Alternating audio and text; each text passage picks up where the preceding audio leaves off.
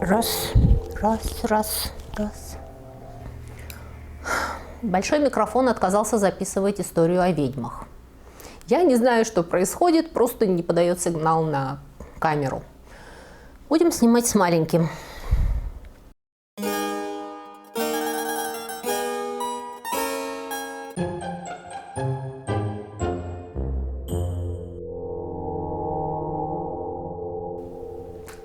Концепция, что колдовство связано с дьяволом, то есть магия – это всегда плохо, появилась в Европе только после уверенной победы христианства.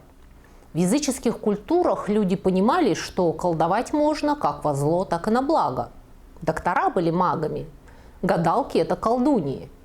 Но в ходе войны христианства за полное доминирование магия, как форма идеологии язычества, была подвергнута остракизму. Это случилось далеко не сразу.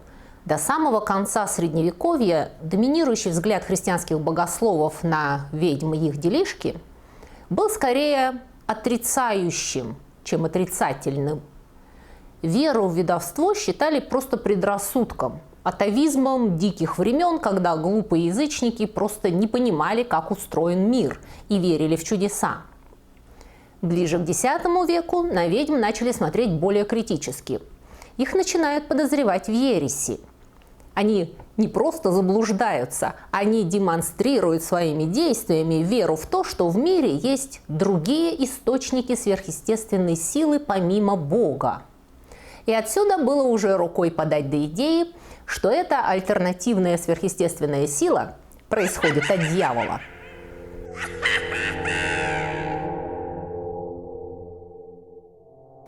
Отныне вся магия становится черной магией. Ни о каких хороших колдуньях уже не может идти речь. Все ваши волшебные силы происходят от дьявола, что бы вы там себе не воображали. По Европе начинает распространяться новая пугающая идея о всемирном заговоре против христианского мира во главе с дьяволом, вербующим сторонников среди людей. С XV века инквизиционные суды стали систематически осуждать ведьм. К концу века была создана монументальная инструкция по борьбе с ведьмами «Malleus Maleficarum», продукт буйного ума немецкого католика Генриха Крамера. Поначалу этот опус был осужден ведущими богословами за рекомендации неэтичных и незаконных процедур, а также за несоответствие с католическим доктринам демонологии. Тем не менее, «Малефиктариум» был издан 13 раз между 1486 и 520 годами. Печатный станок Гутенберга был изобретен совсем недавно и недалеко, и Крамер воспользуется этим технологическим прорывом для печати своей работы и распространения идей. Инквизиция не принимала молот. Но светские суды, люди, не изуродованные теологическим или еще каким-то образованием, быстро приняли этот плод больного ума как руководство к действию. Начинается период Великой охоты на ведьм. В период между 1560 и 1670 годами погибло более 40 тысяч человек. Историки спорят о том, были ли суды над ведьмами более чисты в католических или протестантских регионах. Однако интенсивность преследования за колдовство была не столько связана с католицизмом или протестантизмом, сколько с настроениями в конкретной стране. В Испании, к примеру, ведьм и в это время все еще считали скорее суеверными дурами. И если они каялись, то их отпускали, потому что гораздо интереснее было грабить тайных иудеев. Тогда как в протестантской Шотландии ведьм жгли направо и налево. Только к середине XVII века судебные процессы над ведьмами начали стихать на большей части территории Центральной Европы. Но они продолжались на окраинах, включая Скандинавию и Британские острова. И как раз примерно в это время часть особо непримиримо настроенных, очень религиозных англичан покинула родину и уплыла за океан, основывать там по-настоящему христианское общество. Они сами звали себя проповедниками и детьми Божьими, а окружающие с раздражением называли их лицемерами и пуританами, чистенькими. И эти люди не были настроены легкомысленно относиться к ведьмам.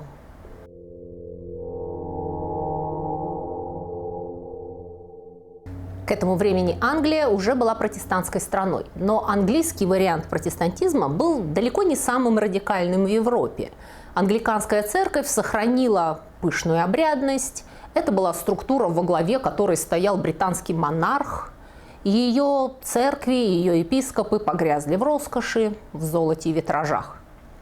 И некоторая часть по-настоящему религиозных людей посчитала невозможным для себя продолжать сосуществовать с такой государственной церковью, которая благословляет войны и копит деньги и является проводником государственной политики. Они считали, что надо вернуться к корням, к истинному христианству, отделить веру от власти, выбирать своих священников демократическим голосованием, вспомнить о нестяжательстве и о любви к своему ближнему, жить просто, мирно, скромно, в страхе Божьем. И пуритане начинают искать место на земле, где они смогут жить согласно своим принципам. В Европе такого места не нашлось, пришлось перебираться на другую сторону земного шара. В 1620-м Мейфлауэр зарылся носом в песок у мыса Кейп-Код и выгрузил на пляж Америки первых пуритан. Они основали колонию Плимут на юге современного Массачусетса. К концу 17 века Массачусетс уже стал самой большой и экономически процветающей пуританской колонией.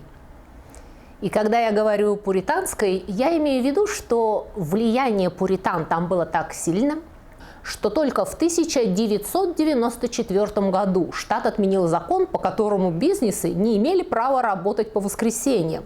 И только в 2003 они разрешили по воскресеньям продажу алкоголя. А до этого все проводили воскресенье в церкви. Значение религии в жизни этих людей было чрезвычайно высоко.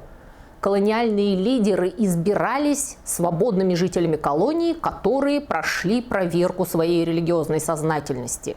Колониальное руководство регулярно консультировалось с местными священниками по всем вопросам, стоящим перед колонией. Одним из важнейших религиозных авторитетов того времени был некто Инкриз Мейзер. Вы никогда не слыхали такого английского имени, потому что это значащее слово «increase», как «увеличение». Его сын, тоже видный религиозный теоретик, носил имя Коттон – хлопок. Хорошо, что вас зовут Наташа. Почему хорошо? Хорошо и все. Я появился на свет, когда мама защищала кандидатскую. В то время было плоховато с юмором, короче, меня назвали Электрон. Так вот, оба Мейзера издали книги по вопросам колдовства, которые в колонии были не менее авторитетны, чем «Молот ведьм».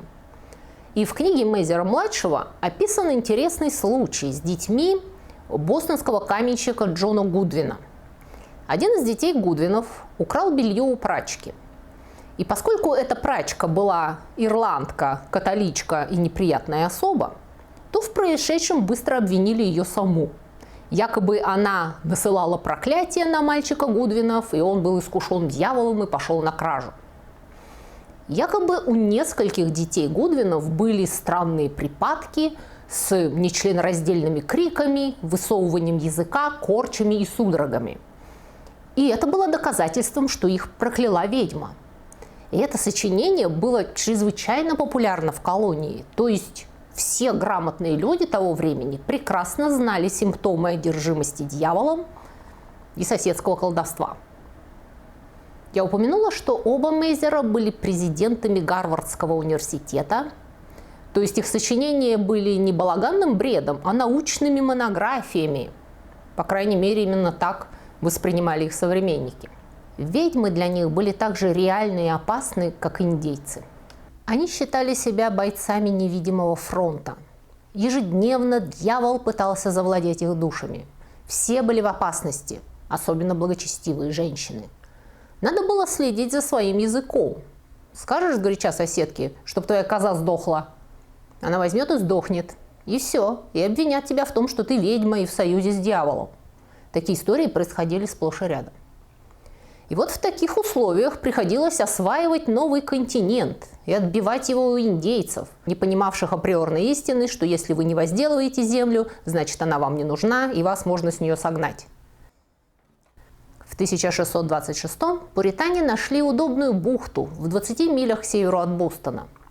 На их удачу коренное индейское население, издревле жившее в этих местах, к этому времени уже вымерло от эпидемии оспы, которую притащили сюда предыдущие европейские поселенцы. И пуритане основали в бухте город Салем. Это название упоминается в Библии, и поселенцы думали, что это другое имя для Иерусалима. И они решили построить здесь Новый Иерусалим, град, который будет жить по истинным христианским принципам. Как всегда, хотели как лучше, а получилось еще хуже, чем было.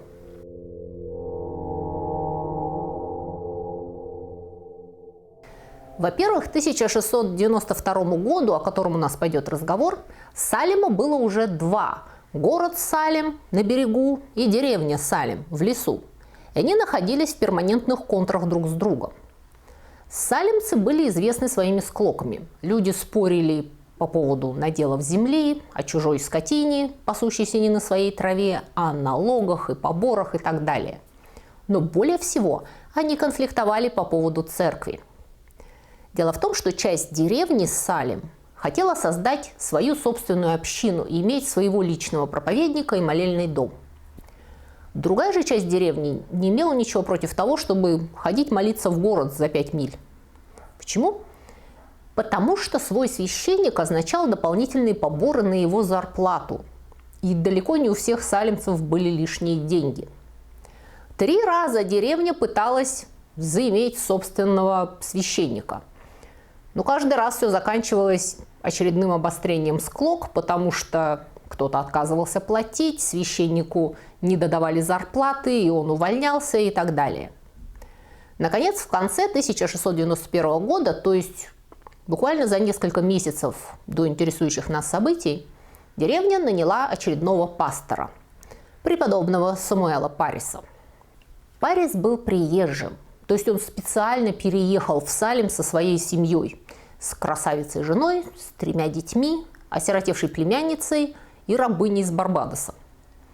Возможно, салемцам казалось, что приезжий лидер будет стоять над местными проблемами и сможет объединить сельчан и примирить общину. Их надеждам не суждено было сбыться. Парис почти сразу растерял всякую популярность. Он был очень суров и мелочен. Даже на взгляд пуритан его одержимость религиозной чистотой была немножко чересчур. Он был склонен публично гнобить односельчан за каждое мелкое нарушение морального кодекса и налагать эпитимии, не обращая внимания на извиняющие обстоятельства. Он не только не улучшил психологическую обстановку в Салеме, но сделал ее еще невыносимее. Он также был человеком патнемов. Семьи патнемов и портеров были салемскими Монтеки и Капулетти. Более состоятельные патнемы были за свою церковь, за независимость от города и за нового пастора. Портеры были против нового пастора и за прежнего пастора, преподобного Берроуза, о котором вы еще услышите. Это соперничество между кланами патнемов и портеров глубоко поляризовало жителей всей деревни. Граждане часто вступали в жаркие дебаты, которые перерастали в полноценные драки. Между тем был разгар с одной из самых морозных и тяжелых зим на памяти колонистов. Заканчивался непрочный мир с индейцами. Городок на севере в нескольких милях уже сожгли. Все устали, все были на нервах. Было достаточно малейшей провокации, чтобы начать орать на соседа. И тут у девочек в доме нового священника начинаются какие-то припадки.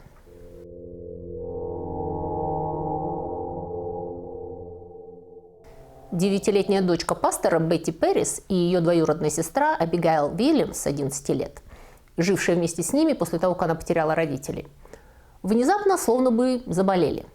На девочек периодически находило, и они начинали кричать, швырять вещи по комнате, биться в конвульсиях и в целом вести себя неадекватно.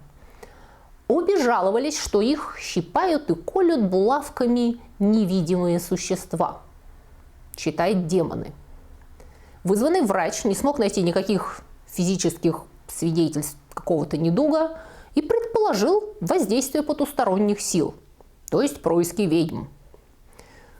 Что с Бетти и Абигейл было на самом деле, мы сейчас знать не можем. Есть несколько версий.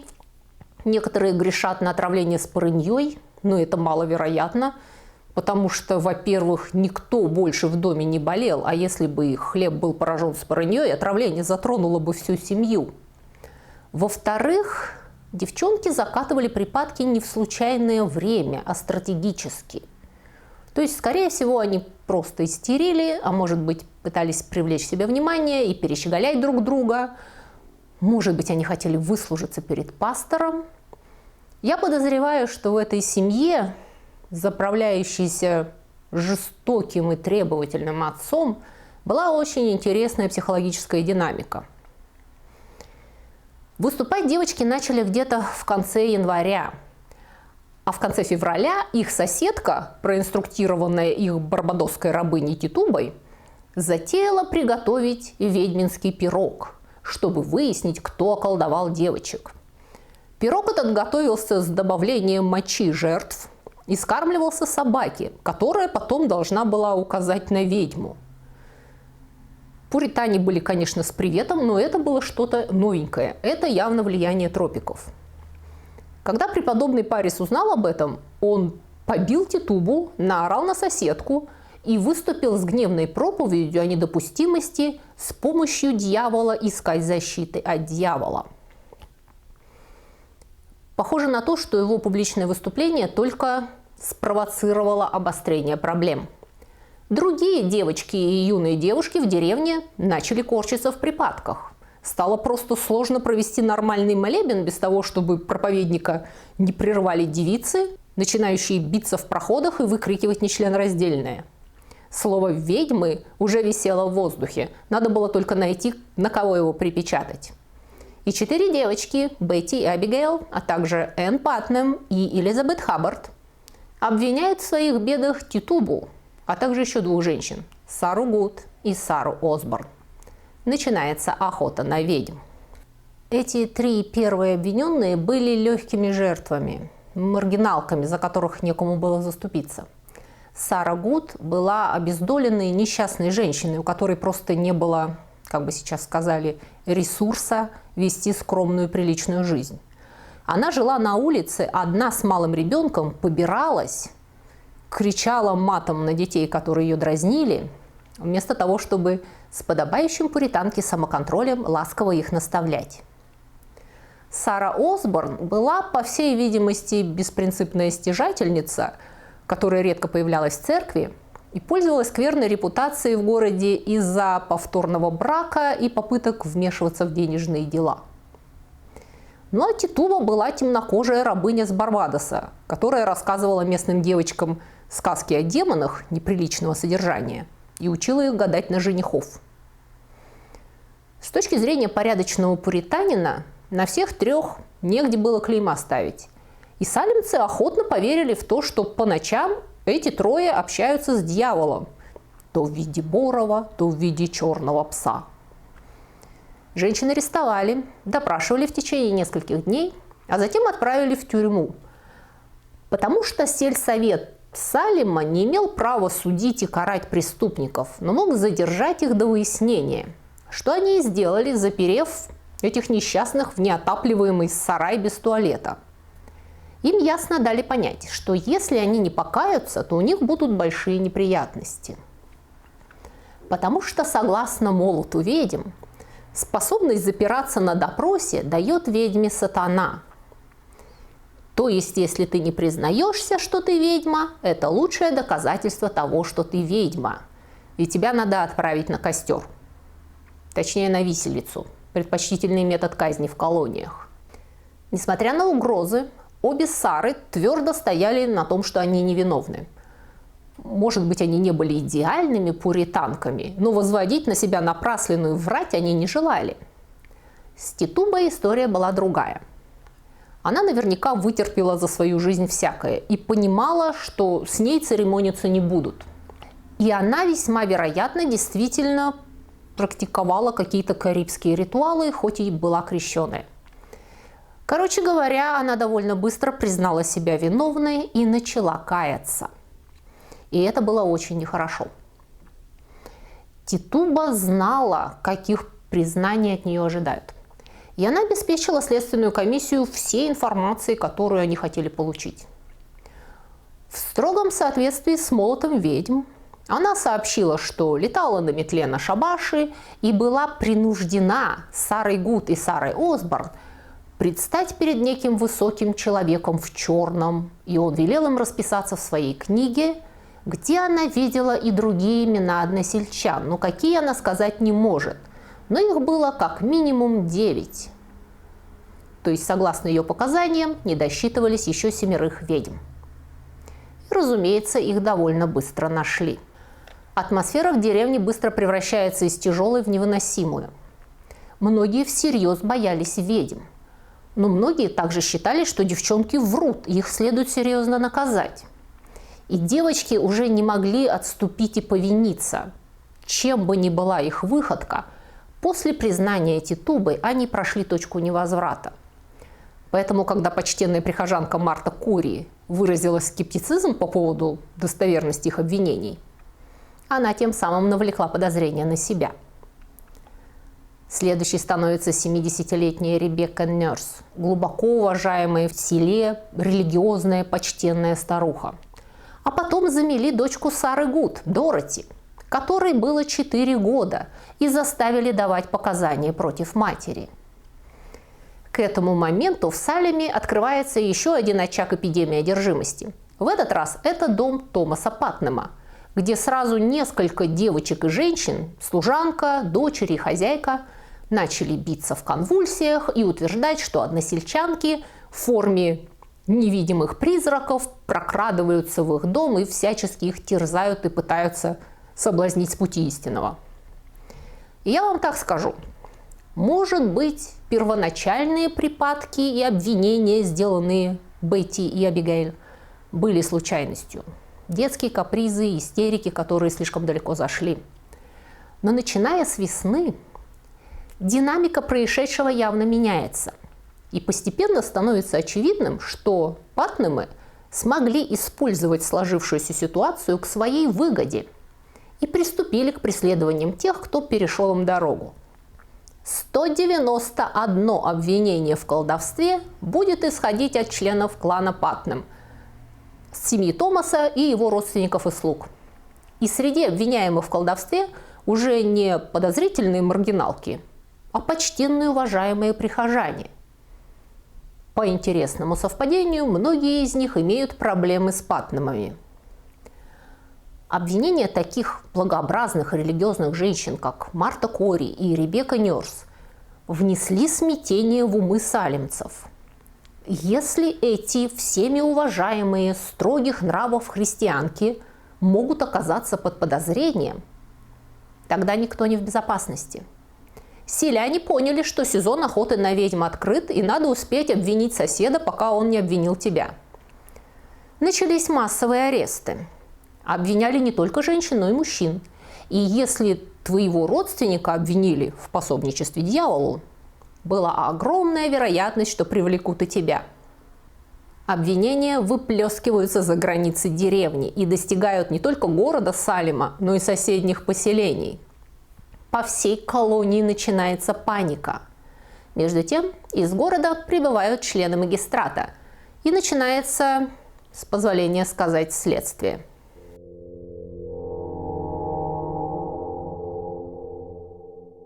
Когда Титуба обвиняла себя и других в том, что некий высокий человек, предположительно дьявол, давал им расписываться в своей книге, она намекала на то, что этим они вступили с дьяволом в сделку, и он получил от них право пользоваться их обликом для создания астральных проекций, таких невидимых духов, которые могли проникать в дома людей и всяко им вредить.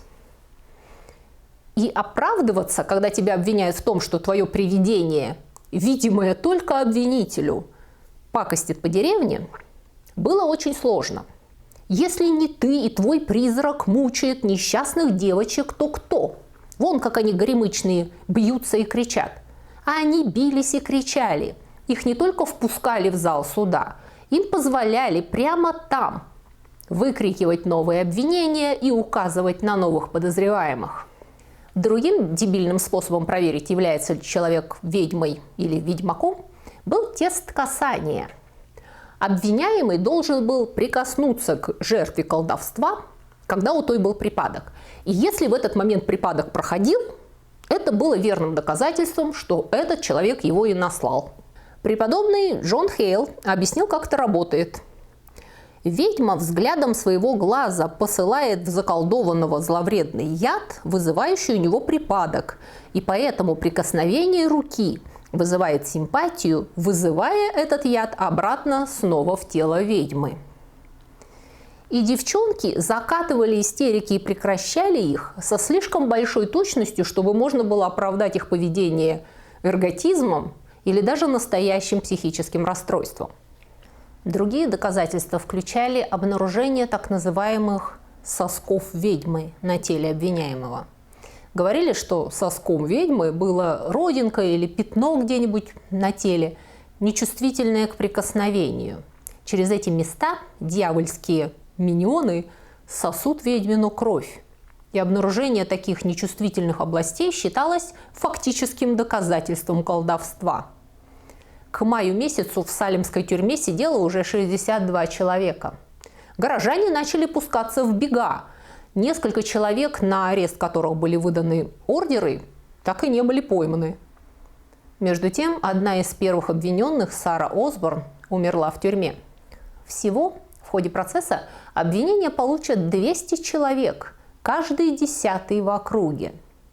Губернатор Массачусетса Уильям Фипс создал специальный суд под предводительством вице-губернатора. Он назывался «Суд Айер и Терминер», от искаженного французского «слушали и постановили». Этот суд облекается правом выносить решение о наказании.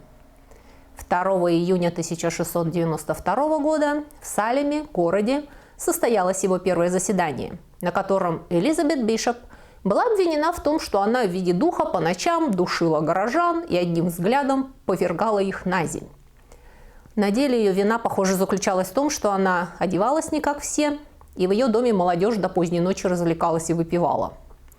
Элизабет Бишоп будет осуждена и казнена через повешение 10 июня. Она станет первой жертвой и первой женщиной, казненной в колонии Массачусетс. Всего было 4 даты казни. Элизабет Бишоп была казнена 10 июня, 5 человек 19 июля, еще 5 19 августа и 8 22 сентября. 30% обвиненных были мужчинами и 70 женщинами. Казнили также 2 собак, тоже признанных пособниками дьявола. Всего казнили 20 человек, и еще 5 умерло в заключении, не дождавшись суда. Интересно, что Титуба так и не была казнена. Она просидела все это время в тюрьме, периодически давая показания против новых и новых подозреваемых. А когда суд был окончен, ее продали неизвестным людям.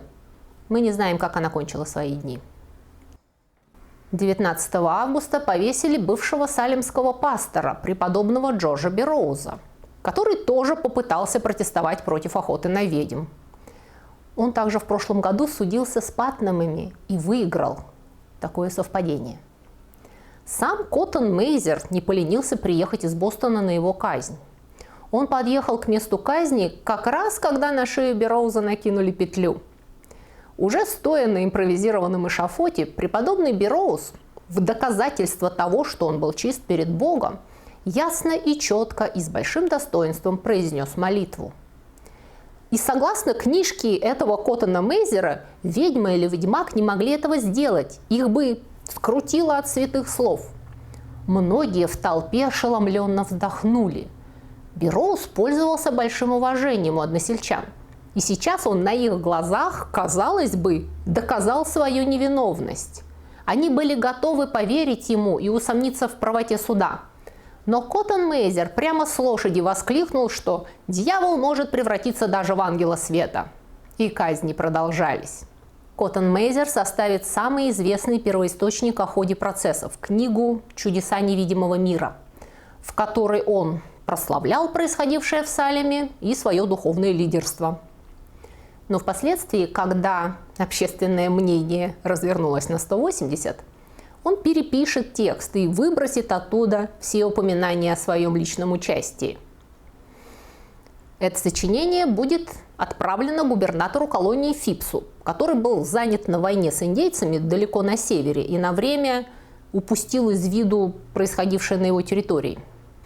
И тут он возвращается с войны и обнаруживает, что народ обвиняет друг друга в том, что они по ночам летают на метлах, и его собственная жена уже вызвана в суд для дачи показаний.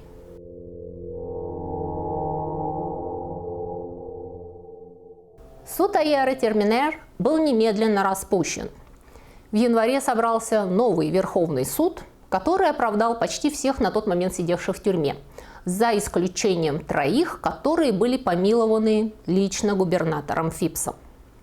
Серия процессов и казней завершилась в мае 1693 года, то есть через 16 месяцев. Попытки покаяться и отменить решение суда начались почти сразу. Но понадобилось почти 20 лет, чтобы Генеральный суд отменил приговоры и Салемская церковь отменила отлучение осужденных. Реабилитация так называемых салемских ведьм продолжалась аж до 2022 года, когда под давлением школьников, обнаруживших, что одна из арестованных, Элизабет Джонсон, все еще не упомянута ни в одном документе, Сенат Массачусетса отменил ее приговор. Вам могло показаться, что конец салемскому кошмару положило только личное вмешательство губернатора Фипса, испугавшегося за свою жену. На деле к этому времени известия о событиях в Салеме уже широко распространились, и довольно много разумных людей начало выражать беспокойство, что народ вешают по облыжным обвинениям. Люди писали губернатору, и даже в Англию королю пытались писать. Даже сам инкриз Мейзер, шокированный происходящим в Салеме, напишет губернатору еще в октябре 1692: «Будет лучше, если 10 ведьм избегут наказания, чем если один невинный человек будет осужден». Потому что психология у людей такова, что вначале, если правительство начинает какую-то страшную несправедливость, большинство старается молча отсидеться в углу. Но по мере того, как террор растет, все больше людей начинают выражать протест, понимая, что отсидеться под плинтусом не удастся, и скоро дело дойдет и до них. И общественное мнение разворачивается на 180 градусов. Когда накапливается эта критическая масса недовольных? Ну, если мы будем брать в пример Салем, когда посадят каждого 10-го. Оставлю вас с этой интересной мыслью. На сегодня у меня все. Напомню только, что бесцензурная версия этого видео со страшными картинками и неаппетитными подробностями доступна на 2-м уровне подписки на Boosty и Патреоне. Если вы не знаете, что это такое, оставайтесь на рекламу. Остальным всего доброго и до следующей субботы.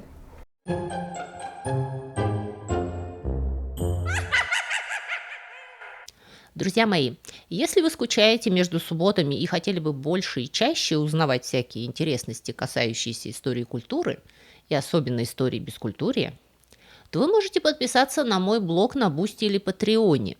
Эти 2 блога абсолютно одинаковые, я там пишу одно и то же. Просто Boosty умеет принимать оплату российскими платежными средствами, а Patreon принимает разные международные кредитные карточки.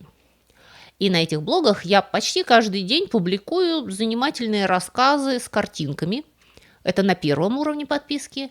А на 2-м уровне вы еще получите доступ к дополнительным коротким видео. Кроме того, если вам не нравится вся эта реклама, которую в вашей стране вставляет в мои видео YouTube, это еще одна причина подписаться на блоги, потому что там я размещаю субботние видео без рекламы.